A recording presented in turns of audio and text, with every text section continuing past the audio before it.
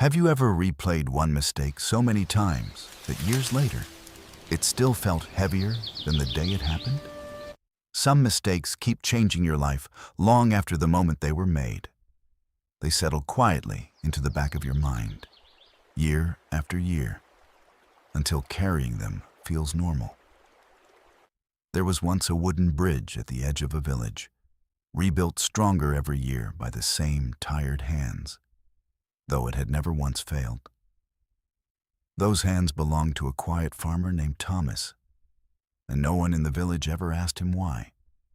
Then one summer, the very weight Thomas had carried for years became the reason others survived. Stay with me until the end, because the answer is not what most people expect.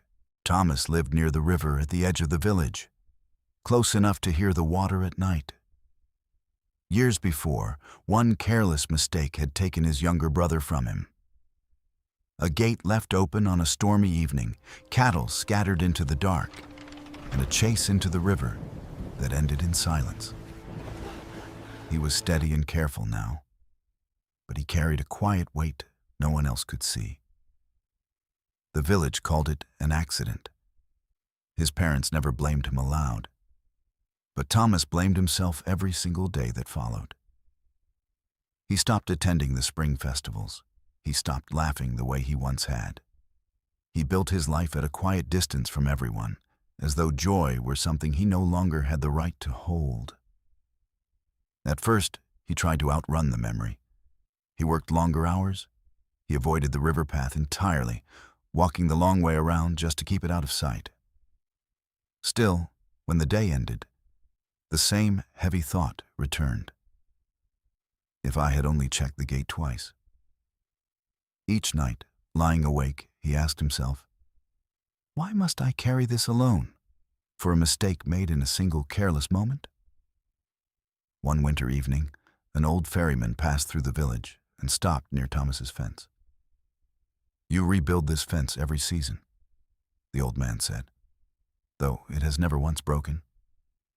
I do, Thomas answered. Why? Thomas looked at the fence for a long moment.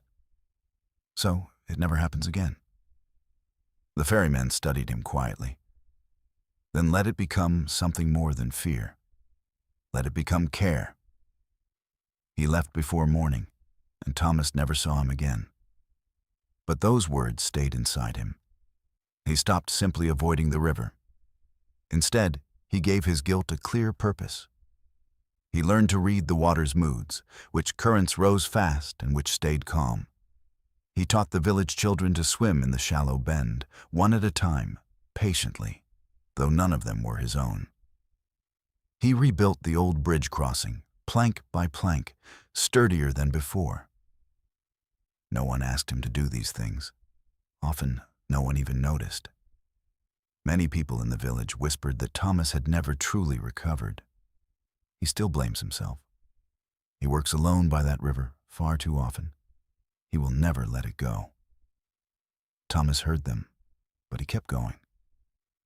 Every evening, after his work at the river was done, he walked home the same quiet path. Seasons became years. The children he had taught grew into strong swimmers. The bridge held firm through every flood season. Still, some nights, the old weight returned exactly as heavy as before. Sometimes the guilt came back like a rising tide he could not hold off. He wanted to stop caring so much.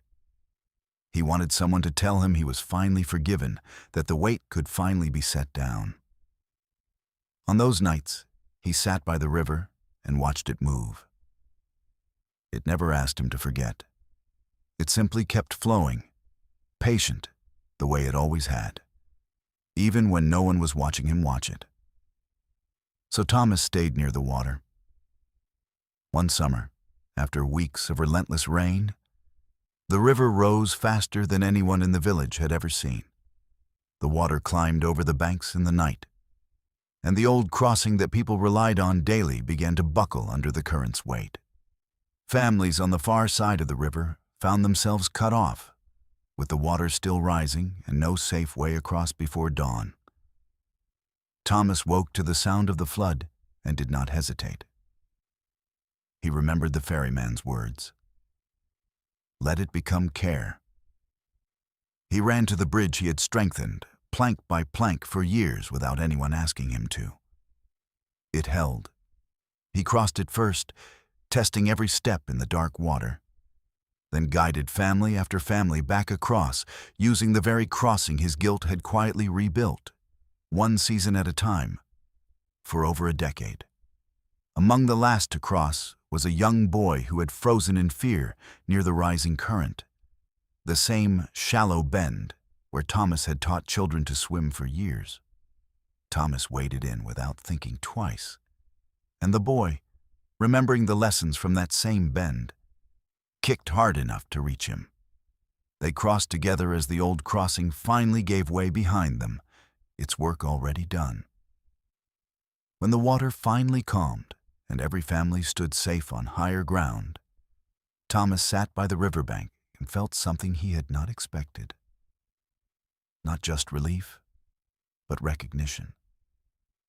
The bridge that had just saved a dozen lives had been rebuilt by hands still trying to make peace with an old mistake. The children who swam to safety that night had been taught by a man who once believed he had no right to teach anyone anything. The weight he carried for years had never been wasted. It had been quietly building the exact readiness this night required. That evening, he walked home along the river path he had once avoided entirely. For the first time, he did not turn away from the water. He understood now that the mistake itself had only lasted one careless evening, years ago. But the years spent carrying it, learning from it, and turning it into care for others, that had shaped nearly everything good he had ever done since. Years passed again. The children Thomas taught grew older, and some taught their own children to swim in that same shallow bend. The bridge he rebuilt stood through every flood that followed. When someone in the village made a painful mistake of their own and feared they would never recover, older villagers would quietly say, "Let it become care the way Thomas did." Near the end of his life, a young man asked him, "Did you ever forgive yourself?" Thomas looked toward the river for a long moment.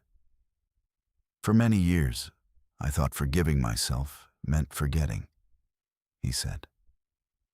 "Then I learned something. The mistake is not the whole story. What you build with the weight afterward, that becomes the rest of it. Carrying it taught me to care for this river more than most people ever will. That care outlived the guilt." The young man looked toward the water for a long time. He expected to hear that the pain had simply faded one day. Instead, he understood that it had been carried and shaped into something else entirely. The hidden lesson inside this story is simple. The biggest mistake of your life may not be the decision itself. It may be believing that the weight you carry afterward has no purpose.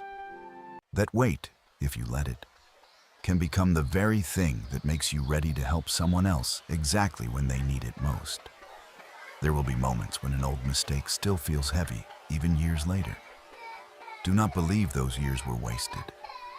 Let the weight become care instead of only shame. Like Thomas at the river, you may not see the night your burden finally becomes someone else's rescue. But when that night comes, it will not ask if the weight is gone. It will only ask what you built with it. If this story gave you something to think about, please subscribe and leave a comment. Tell me, is there a weight you have been carrying that you have never turned into something good? I would truly love to read your answer.